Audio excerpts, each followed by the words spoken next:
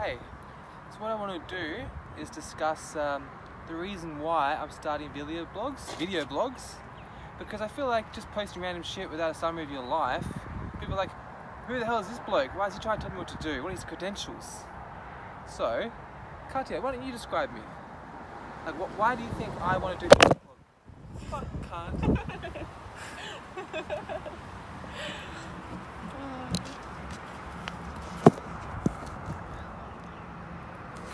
Don't put your finger in my ass, Katya. I'm on camera.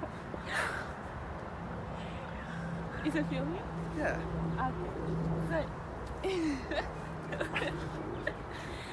So I think you're very smart, intelligent, wise, intellectual, and interesting person. You're just saying that because you're boyfriend and girlfriend. No, I said it because it's interesting for me to be with you. Not only because we agree on something, whatever, but also you're my best friend and soulmate. That's why I'm staying with you. That's like reasons why to date Chevy, not reasons why to watch his video blogs. Okay, I thought you wanted. Okay, but I said that your conversations are filled of interesting points and intellectual conversations, and that makes me.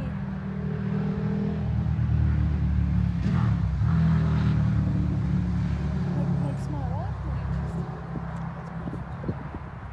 So basically, my ideas are worth sharing because you found that it was interesting content, some of it, and it helped you because to listen to interesting content can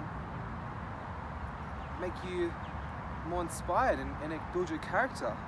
Because every time you learn something new, it's still developing a part of your subconscious, which overall adds to your personality and development of who you are.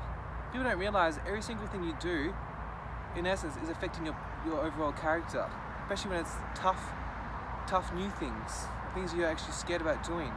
Well, it's not uncomfortable. That's what you need to develop the most. People always try to avoid things that are comfortable because it's instinct to want to conserve energy when you can. Let's use like caveman days. If you think in a logical way, it makes sense to try and conserve energy and not do work because if you're in a time of luxury, like paradise, which most Western people are nowadays, it's like in reference to like springtime, like in the old days when you're just okay, we're doing well.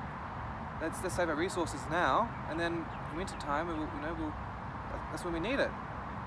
But you got to go past your biology. Like to be a good human, I think you need to move a step forward past your evolutionary traits because we're evolving so much faster than what our minds and bodies can comprehend.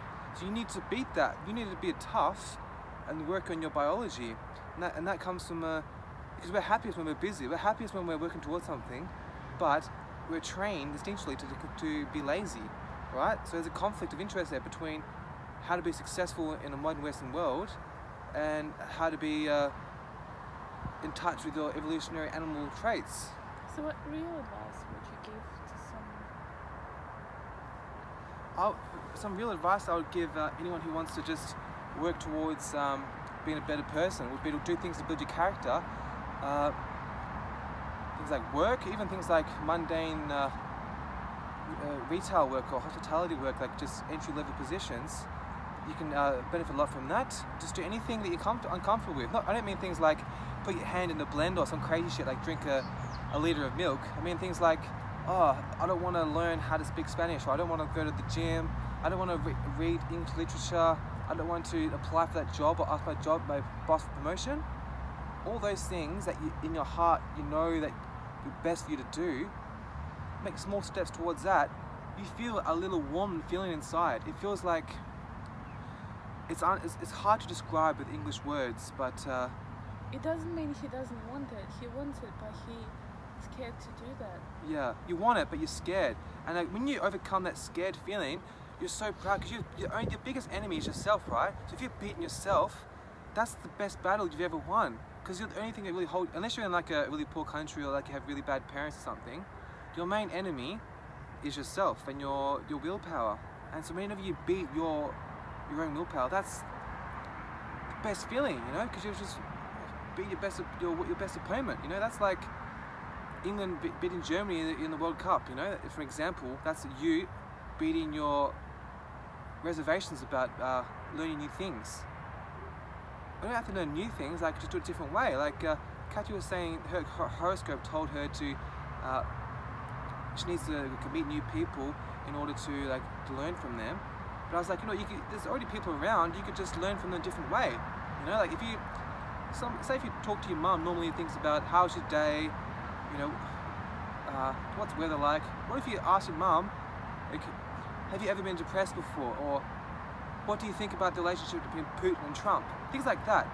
You could get a whole different part of that person, and then that's probably uncomfortable to ask those questions, you know, but to your mum. But you'll be thankful after, even if she doesn't know anything. You're still beating that part of yourself that was too scared to do that in the first place. So people are always looking at something new, something fresh, like fix me, heal me, something. I need something new.